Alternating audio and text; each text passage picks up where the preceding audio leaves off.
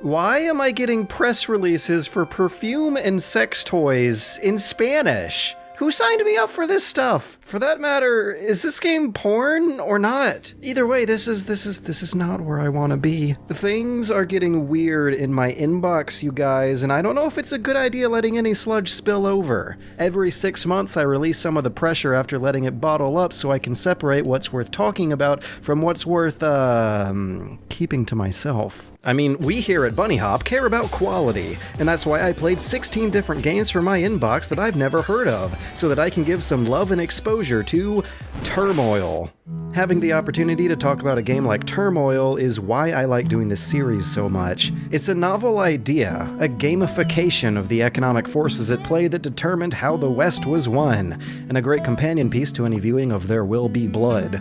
You're one of 4 enterprising oil barons who will bid on the land and tear it up in search of black gold, managing plots of drills, silos, and wagon routes, earning you capital that you'll spend on equipment upgrades, loan interest, and the never-ending urge to buy more and more land.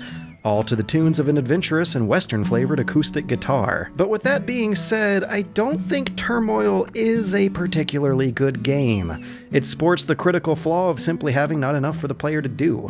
Oftentimes, there's just not enough variables and mechanics to throw around to keep you doing much other than waiting and seeing which company you should be selling to. Left company or right company. Whichever has the higher number wins. It's real basic, incredibly basic, cripplingly basic decisions like that betray the good strategy game Turmoil could be. But that doesn't stop it from being an interesting game. And if you know much about my preferences of game, you should probably know that I oftentimes get more kicks out of interesting games than mechanically polished ones. Turmoil covers a setting and struggle that you're not likely to find anywhere else, outside of the one free Flash game from 2008 that clearly inspired it.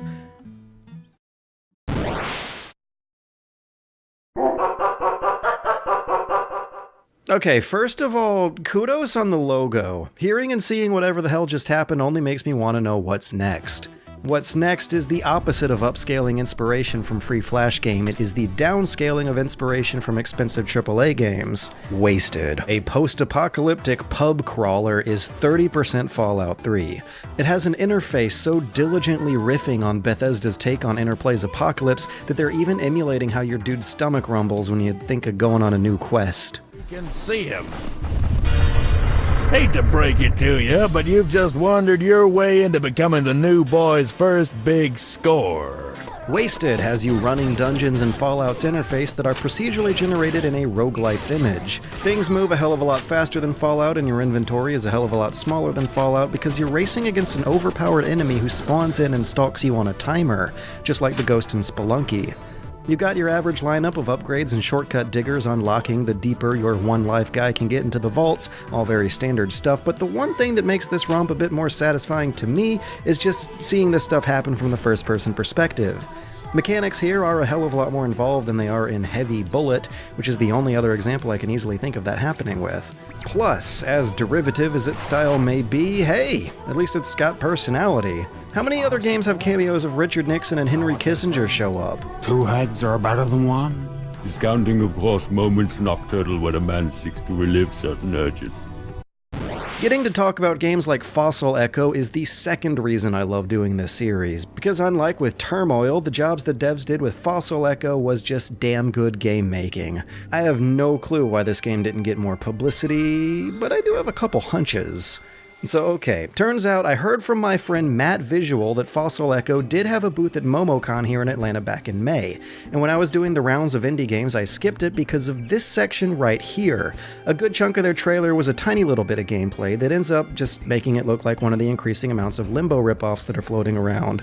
But don't judge a book by its cover, right? Actually, the Limbo comparison here isn't too far off, but Fossil Echo's puzzle platforming is a good deal more mechanically taxing, technical and less trial and error, with a story that's a hell of a lot easier to describe. But it has absolutely stellar presentation, top quality 2D art and animation that is paced well with the level design to have that goosebumps per minute ratio reaching record highs. This is a level of aesthetic polish of 2D art that I don't think I've seen outside of Supergiant games. They're pulling off things like depth of field and lens flares and camera dust particles on top of beautifully tweened animations and probably the one and only case of fake film grain that I like. So based on the peaks of the bit that I played, I can't imagine the rest of it not being worth it unless it was like a JPEG of someone's butt or something. So I'm wondering why I never really heard much about this game. Maybe it's the price point, or maybe it's... Oh, that's why. I guess when your minimum standard of excellence is this high, you can't keep it going for too long.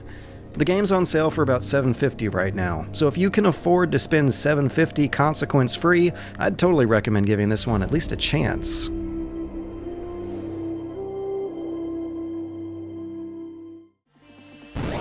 A press release bragging about a 600-track soundtrack featuring Jimmy Urine and DJ Cutman had me rushing to try this one out, and I am glad I did. The Metronomicon is a rhythm game with a rock-paper-scissors combat system about tapping your fingers to the beat of the music while also remembering the basics of RPG. You gotta juggle some simple rules about what beats what in a traditional role-playing system to add a layer of depth on top of your dance.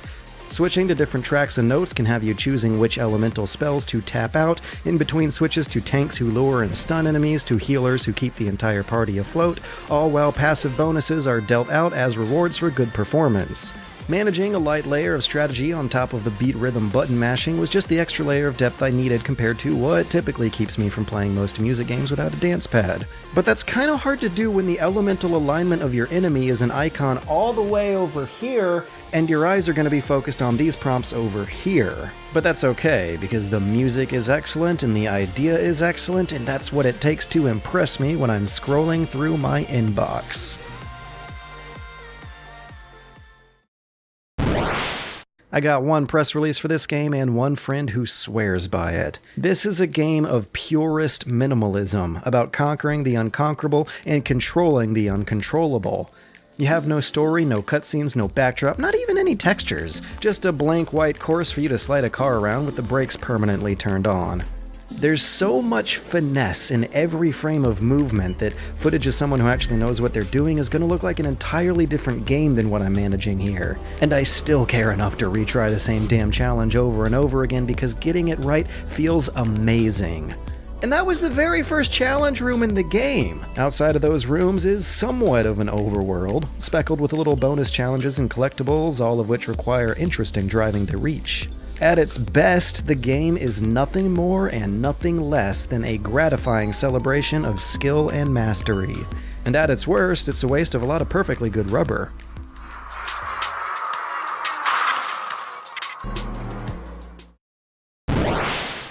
Right now, Dad Quest has, no level design.